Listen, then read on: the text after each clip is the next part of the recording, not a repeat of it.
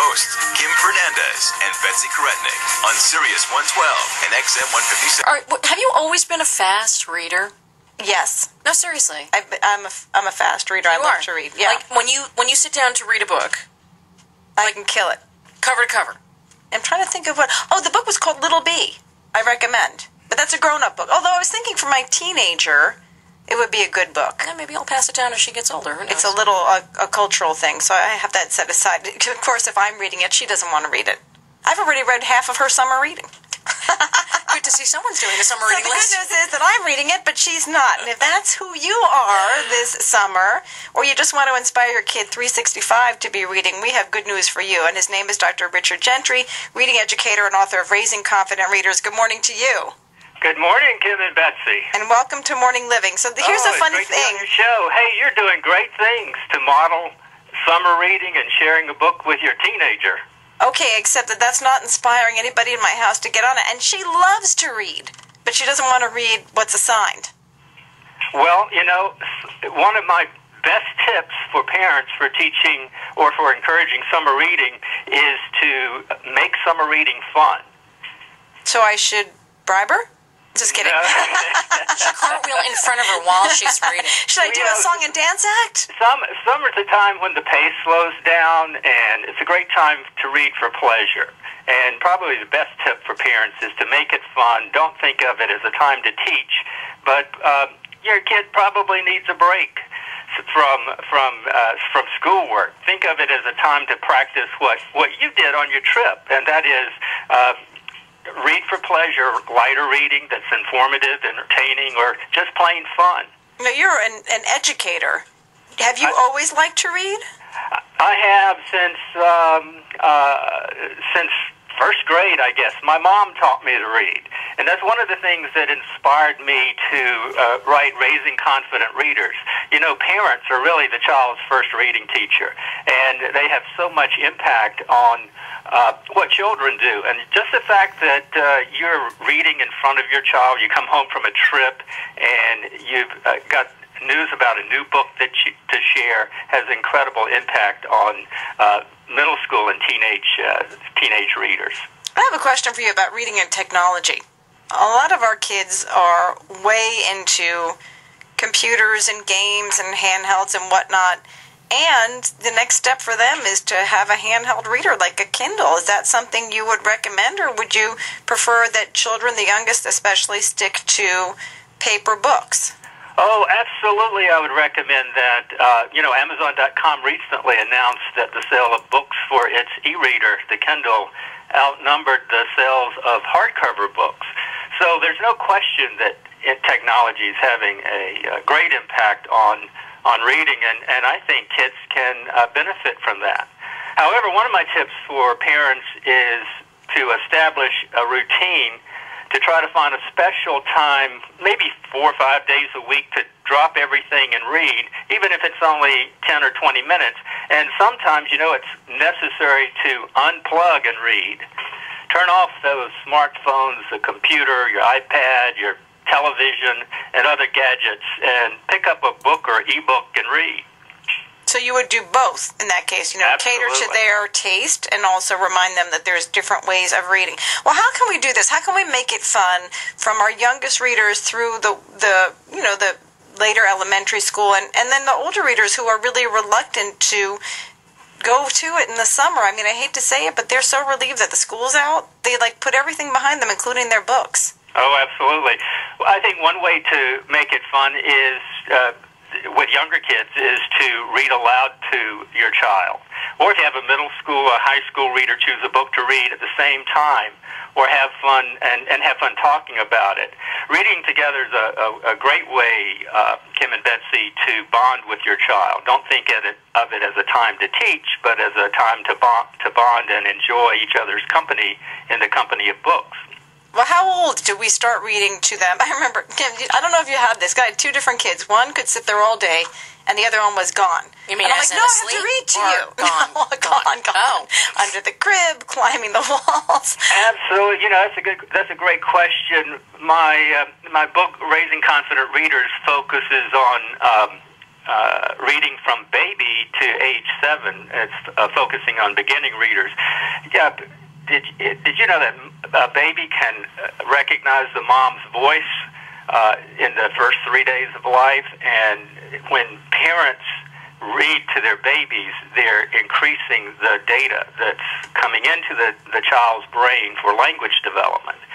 So it's absolutely important and good to start reading at babyhood. Even though the baby doesn't understand the meaning, the baby is gathering information, watching the parents' lips move and beginning to imitate the babbling sounds of language. So one thing parents don't realize is that parents who talk often and read aloud to their kids give their babies, by the time they're 3 years old, a 32 million word advantage. That is, those kids have heard 32 million more words than kids in studies show than kids in families that don't talk to their kids often and don't read aloud. So start early. Well, when do we end reading out loud, or do we not? I think you never end reading out loud. I mean, for example, with young adult children, to find a wonderful passage in a book that you want to memorize, or memorizing poetry together, all of those are great activities. What's your favorite of the stories for young readers? You like a picture book? You like a chapter book? Oh, I think the card books that with nursery rhymes and what's called finger plays are great for beginning with very, very young children. But Raising Confident Readers is divided into phases and stages of development, and I show parents how to recognize what stage of development the child is in. There are 5 stages of beginning reading before kids can read automatically. And in each of those phases, I've provided lists of books that are appropriate for the children at that age. So there's just a whole range of books and genres. Information books, lift the flap books, alphabet books, they're all my favorites. Yes, except they're not all their favorites, and sometimes the kids who love to hear words read aloud don't transition to reading themselves. Well, how do we get them there? How do we make that leap if they're not into opening the book? Love to hear you the sound of your voice reading, don't love to actually delve in on their own. Well, I think it takes a lot of stamina on the part of the parent. But most kids early on will have a favorite book, and if you establish a routine, parents often get, have read a book 100 times, it seems, and they get tired of it. But as long as the child is enthusiastic about it and has a favorite, but keep reading it over and over. And what kids do is they will learn to do what's called memory reading, and it's a good way to transition from reading aloud into the child reading independently. But what else can we do to make reading fun? Besides saying, let's all read together, if they're not into that, what can we do to, make it more of a game or make it more rewarding, an all-around experience? Okay, a couple of things. You need to compliment often and cut down and avoid correcting your child. Sometimes parents think, well, I'm helping out by pointing out problems or correcting, but that may be the wrong way to go. Another thing is a good tip for encouraging summer reading is to play literacy games. Make a game of learning a new vocabulary word each day. Give us an example. All right, so I'm your 5-year-old. Teach me. Usually she's my 5-year-old. I'm everyone's 5-year-old. Giving her to you, Dr. Gentry. Okay, I'm sorry, I didn't hear that question. So if I'm a 5-year-old, I'm your 5-year-old. Teach me how to do what you were just talking about, making it a game. Oh, okay. Well, one parent told me her mother invented a game. She would put, there were 2 sisters, she would put a difficult vocabulary word on the wall. And for a 5-year-old, it might be a family name or a the pet's name, and they would start each week. They would have a different letter of the alphabet, and there was one week for A, another week for B, and they just had a wonderful. Decades later, these two sisters remembered that game that the mom invented, and had wonderful memories of how she had encouraged their vocabulary development. So it'd be a great idea for a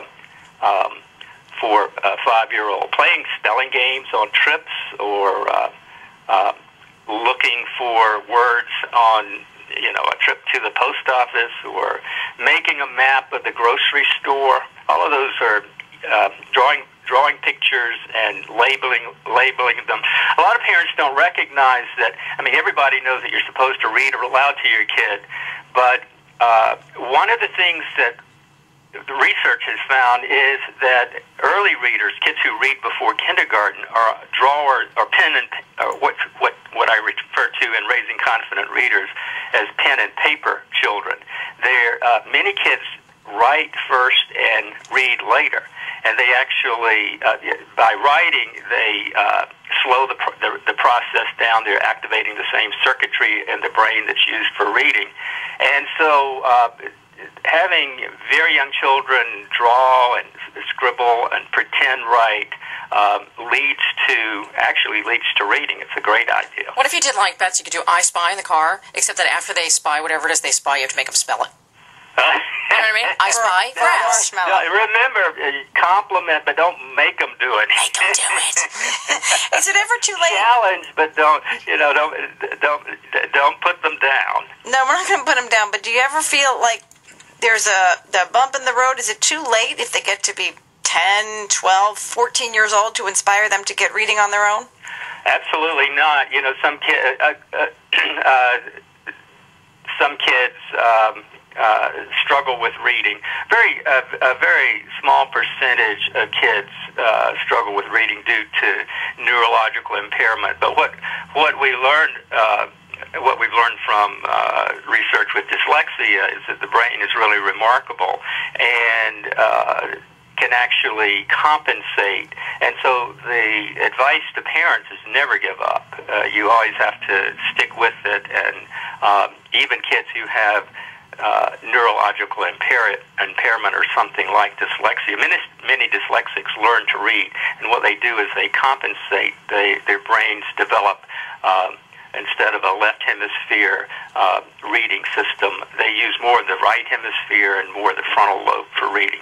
Dr. Gentry, do you have a few favorite books you really love, that you remember from when you were learning how to read? Oh, that's one of my favorites that I reread recently is To Kill a Mockingbird. I remember reading that in high school, and it just this summer, in fact, is the 50th anniversary. So I think if you have a high schooler, maybe watch the movie, or if you have a reluctant reader who's in high school, watch the movie and then read that book together. And every time you read it, you find something new in it.